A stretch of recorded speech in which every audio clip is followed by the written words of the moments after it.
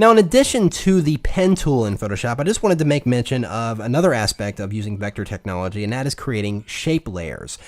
Now, you create a shape layer by simply going into the toolbar, and just below, a couple tools below, you've got the pen tool here, of course, and then you've got the text, then the path selection tools, then just below that you have your shape tools. Now, if you click on that, you will see that we have various shapes like rectangular, rounded rectangular shape tool, ellipse tool, polygon, line, and custom shape tools.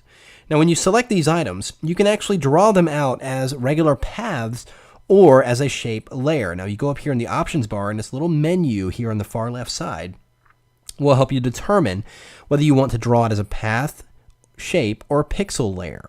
Now, pixel fill is just basically drawing out the path and then filling it with pixels. That doesn't really help you a whole lot if you're wanting to take advantage of vector technology.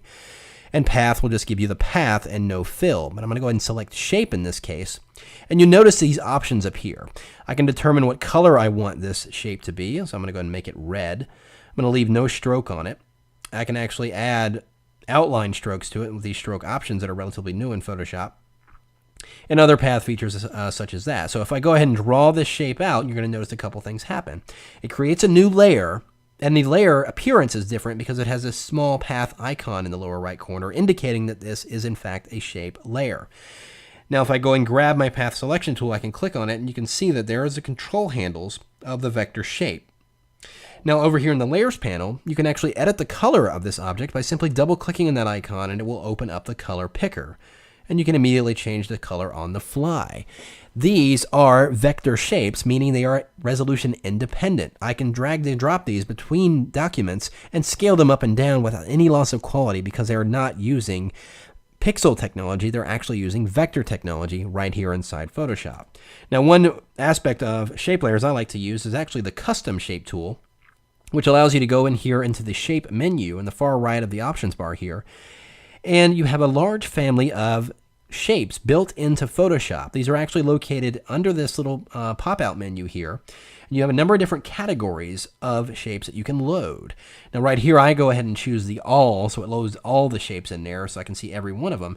And you can see this large library of shapes that you can use at any time. And you can certainly bring your own shapes into Photoshop and define them as well. If you brought shapes in from Illustrator or something like that, you can add them to this menu, of course, as well.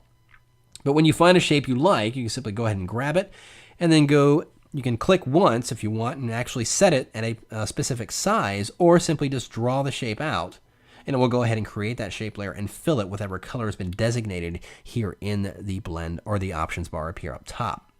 And of course, you're going to go ahead and add other features like that. Let's go ahead and just add a stroke to this, and then we'll add maybe a dotted stroke and have it set on the outside and such like that. So you can see, as a designer, the number of possibilities you can have with creating these vector shapes. Now, let's just say I wanted to create a knockout of that shape inside here.